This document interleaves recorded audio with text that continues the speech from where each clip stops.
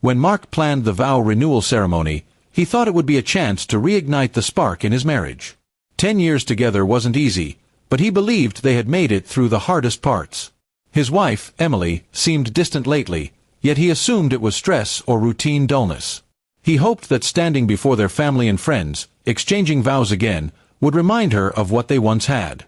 The ceremony was held in their backyard, decorated with white roses and soft lights. Everyone was smiling, raising glasses of champagne, waiting for the couple to exchange their renewed promises. Mark looked at Emily, his heart pounding with gratitude. He truly loved her, even after all the arguments, even after the silence that had grown between them. When it was Emily's turn to speak, she took the microphone and smiled faintly. But her eyes had no warmth. She began her vows slowly, her voice calm but sharp. Then, in front of everyone, she said words that shattered Mark's world. "I never loved you. Not even from the beginning." The crowd fell silent. Mark felt the air leave his chest, like he'd been punched. He stared at her, unable to believe what he'd just heard. Emily continued speaking, explaining that she had married him out of convenience, not love. She said she wanted stability, and Mark had provided that. People gasped, some whispering to each other. Mark stood frozen, holding the ring in his hand, his heart breaking in slow motion.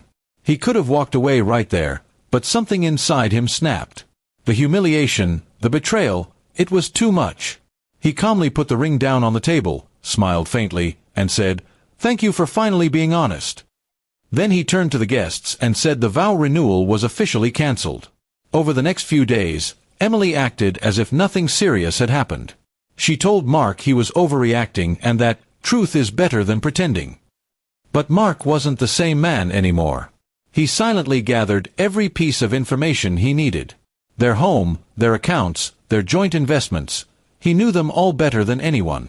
He discovered that Emily had been secretly seeing a coworker named Jason for almost a year. There were messages, weekend meetups, and even hotel receipts. She used their shared credit card for most of it, assuming Mark never checked. But he did now. He printed everything and kept it in a folder. 1 week later, he invited her out to dinner, saying he wanted to talk things through. Emily, smug and confident, agreed. She believed she had complete control.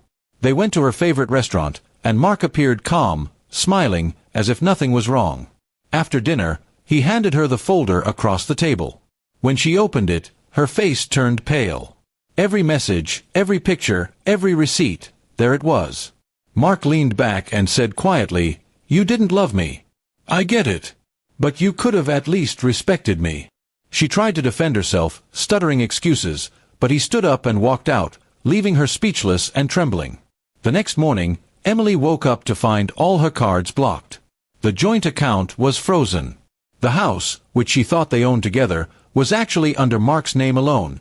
He had handled all the paperwork years ago. She had nowhere to go. Mark filed for divorce immediately. During the process, he revealed her infidelity and provided all the evidence. Her lover, Jason, soon lost his job after his company learned about the affair with a married coworker. Emily tried to call Mark several times, but he never answered again. Months later, Mark stood on the same lawn where their vow renewal had taken place. The flowers were gone, but the air felt peaceful. He had sold the house and was preparing to move to another city to start fresh. He thought about how he once loved Emily, how he dreamed of growing old with her, but now he only felt relief. Emily, meanwhile, had moved into a small apartment, alone. The people who once admired her now avoided her. The life she had built through lies had collapsed completely. Mark had taken his revenge, not through anger or shouting, but by walking away with his dignity intact. And as he drove away for the last time, Mark smiled slightly. He didn't need her love anymore. The truth that once broke him had set him free.